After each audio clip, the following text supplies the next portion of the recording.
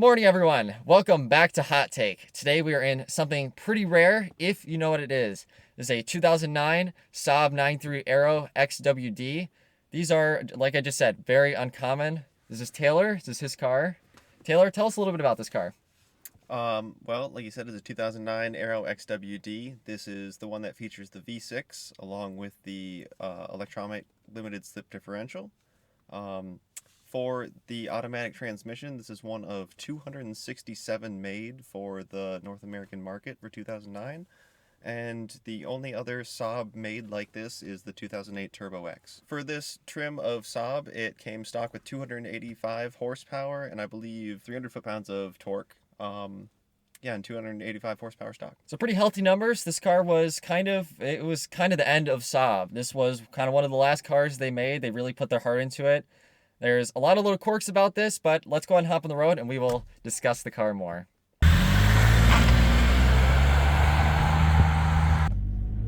Alrighty, driving the Saab 9.3 Aero XWD. Initial impressions. It's very comfortable. Rides like a luxury car. Actually, it's not like a GM product, which it is, but like it's much nicer than that.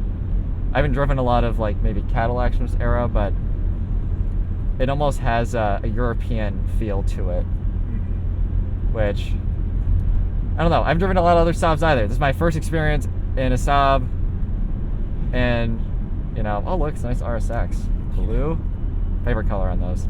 Right now we're just in automatic mode, and it feels good. Something I'm kind of seeing is the turbo gauge is kind of dancing around based on your throttle input. Wonder if that's real or not. That guy came out really close. Yeah, they were not looking when they stopped. Yeah. All right, man. So Bobby can't have nice things in Detroit. We'll try the manual mode. Slap it over to the left. Oh yeah, we have buttons up here. We got a little shifter down here. Which, well, what do you usually use more, the buttons or the shifter? The shifter, but I want to use the buttons more just so you can keep the hands on the wheel. Yeah. But yeah, the shifter is definitely kind of more fun to use. Wow. That is good pickup at torque in the low end. Yeah, that was still in fifth, was that right? Yeah, that was fourth gear, but I wasn't in full in it. I was not not flat out yet. So going over this patch of road, I like this patch of road because it's kind of rough and it gives you a good idea of how a car rides. It is pretty insulated, but not as insulated as, say, the Crown Vic I did the other week. This car is a little more connected to the road. We'll hit some turns up here and see how it feels. But initial kind of steering impressions, it's got a little bit of body roll. It's a little floaty, but it doesn't feel necessarily unsettled. It doesn't feel like it doesn't like turning. Try third gear. It's not that slow to downshift.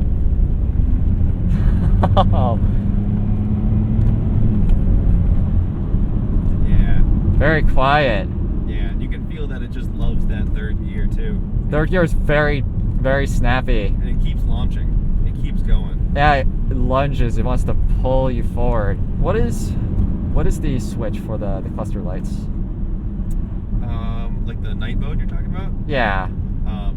That basically just gets rid of pretty much all of your cluster lights, except for, I think it illuminates 0 to 90 miles per hour, and that's about it. Oh, I didn't know. Sorry. Yeah, let's give it a little bit.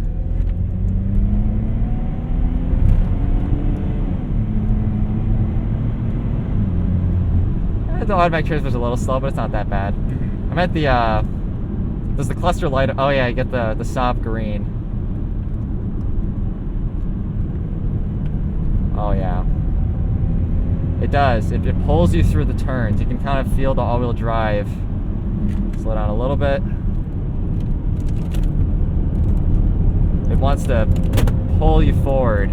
Yeah. Wow.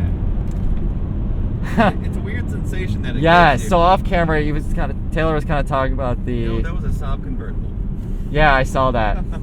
Taylor was kind of telling me about how the car almost, like it settles into itself when you come in and out of turns, and I feel that. Like the turn felt very planned. There was quite a bit of body roll actually, but I don't think that's a bad thing because it's very controllable and it's predictable.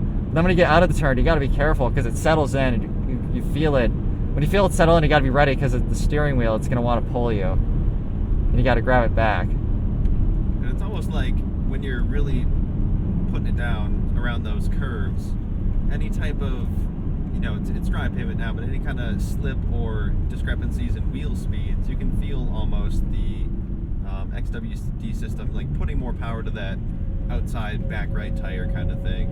And that kind of gives you the little bit of the wiggle that you're feeling to have the ELSD keeping up with that. Right. Because the XWD system is a great all-wheel drive system, but whether or not it's meant to be flooring it as fast as you can around corners, not sure if it was really designed with that in mind. Yeah, who's to say? Yeah.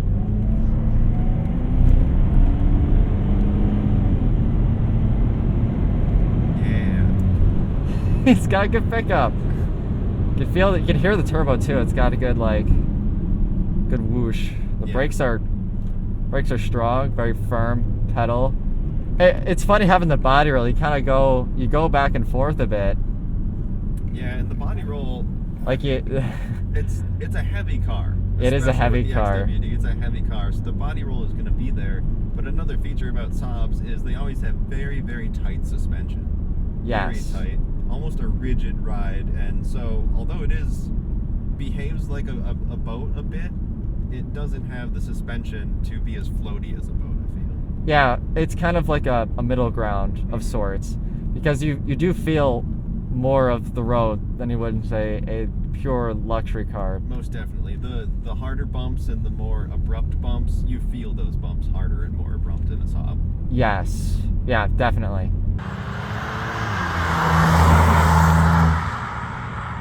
Alright, full takeoff in manual mode.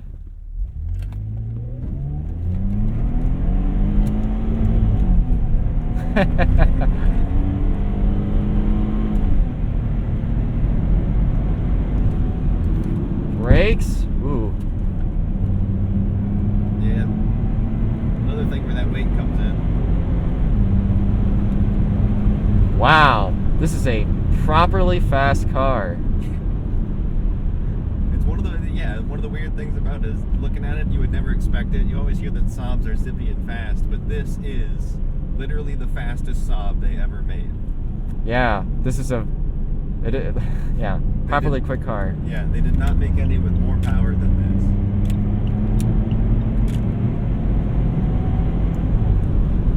And yeah, on those launches, that's one thing you got to keep in mind is that it's going to blow right through first gear. Yeah, so first gear, it kind of hit the limiter there. Even though I hit the button, it took a second to kind of catch up. Almost as soon as you start flooring it, you want to shift it because it'll get there. Yeah, it'll get there and then kind of sit there. And then I imagine that's why I think this is not a 0 to 60 car. This is a third gear, fourth gear, kind of just, you know, keep on. You're already going. You want to go faster, type of power band. Yeah, and you can feel that a lot on the highway too. Yeah, it's got a really good top end. Yep.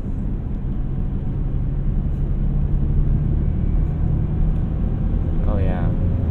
Even fourth gear, you got good torque. I'm not even giving it all the throttle I could, and I find it hard to give it like 100% throttle at times. Yeah. Because it'll just give it without needing to put the pedal to the floor, especially at the lower speeds.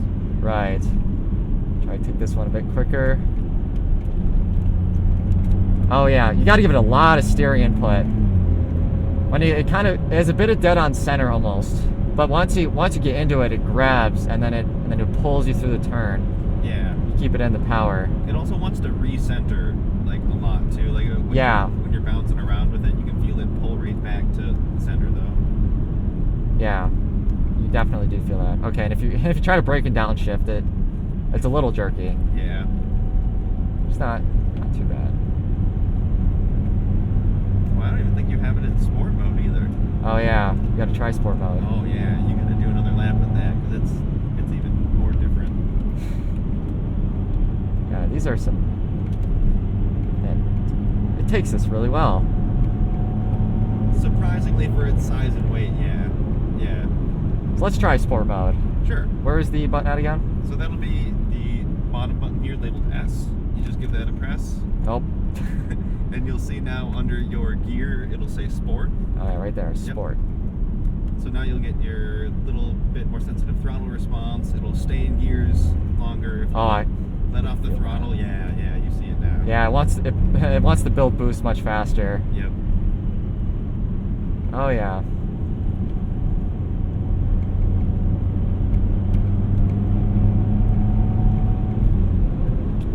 Does it shift any faster? Can't really tell. I'm not sure. Probably not. Yeah. You know, that's something that you would just want to be as responsive as possible all the time. Yeah. It isn't really any different modes. That's a newer car thing. It feels a little boatier than I maybe would have thought initially, but once it grabs, the steering especially, the steering it tricks you into thinking it's a luxury car steering, which it is, but then it kind of almost gives you that sports car feel once it really catches onto the rack. Yeah, it almost makes it feel like it's like you're going to understeer is what you feel, but it doesn't. It just keeps going. Yeah, it doesn't understeer, and I imagine a lot of that is the all-wheel drive. The front-wheel drive version probably does have a bit of understeer, I'd imagine. Yeah, and I could start making all the comparisons in the world between this and my 4-cylinder Saab, but I'll leave that for another video. Yeah, right. Yeah, we'll have to come back, like, if you're interested, revisiting once I get a tune on this, and then Oh, yeah. I want to do a video on the other 4-cylinder Saab, because it's a huge difference. Oh yeah, I can imagine.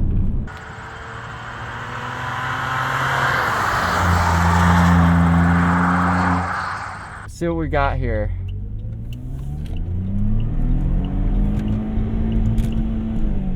That was really bad. I'm so used to BMWs. They have to go down. It's the reverse for the lever. Oh yeah, you can feel the all-wheel drive pulling you. Long fifth gear, very long fifth gear. Yeah, I wonder if that was because it was in fifth that it was getting a little squirrely like that.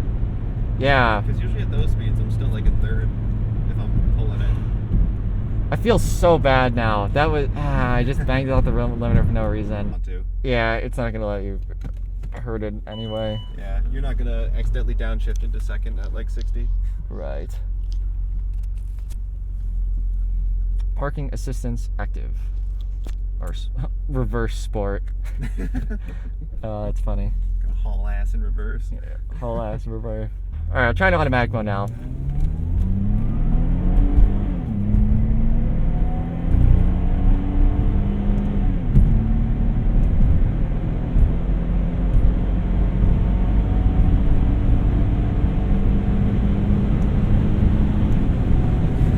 It holds third for a very long time. Very long time and holds third. Yeah, really revs it out there. And I've gotten my best pulls in the automatic mode versus the manual mode too.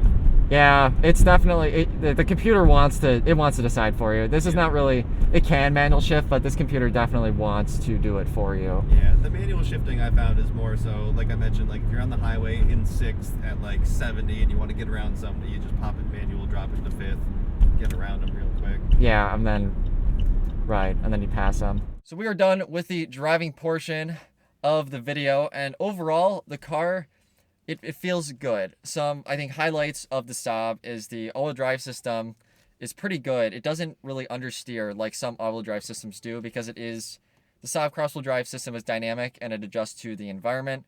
I would say some fallbacks of this car would potentially be like, cheap interior plastics. It is, certain parts of it feel like a GM car from the era, but you can kind of see the Saab bits and where Saab tried to become better than the GM products. I would say compared to maybe a Mercedes or BMW the same era, it is a bit lacking, a bit behind those cars, but I think at least when it was new, it would have made up for it in the price, and even now, a lot of those, especially BMWs, didn't really hold up as well. And I hear these Saabs are not that unreliable, and especially since they do use a lot of GM parts, a lot of parts are not hard to find. It is definitely worth the hype, and I think it is a nice car. Thank you, Taylor, for allowing me to take out the Saab 9.3 Aero Cross Wheel Drive. it was a good experience. My first experience in a Saab, and I liked it. Now on to the score. Moving on to our score. First, the daily category. This car was quiet, comfortable, and generally rode well. It has your average features for a mid-2000s car, but with some quirky touches. The cup holders are goofy, you get AC for your glove box chocolate, and the little things that make a Saab a Saab. Add in the all-wheel drive, and it makes a really great year-round daily.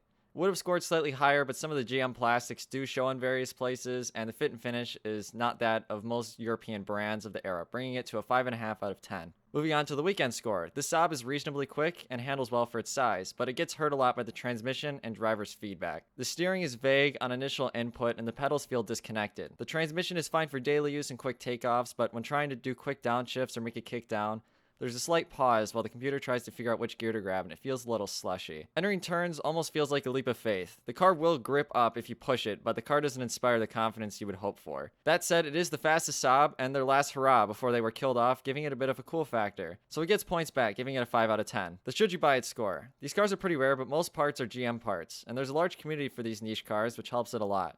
They are also fairly reliable from what I've heard, and affordable if you can find a nice one, so it gets 5 out of 10. This totals our score up to 15.5 out of 30, putting it here on our list. There isn't much on the list to compare it to yet, but based on other luxury cars from the era I've driven, it kind of feels like this car is after that market, but it falls a little short. Given the original MSRP compared to other competitors, this makes a lot of sense. As paraphrased by Jeremy Clarkson in a similar position, this car is an excellent first division contender, but it's trying to take on the Premier Leagues, and unfortunately, it comes out with a bloody nose. Get 2 cup holders in the rear. Come up front. Look at that. Only in a Saab.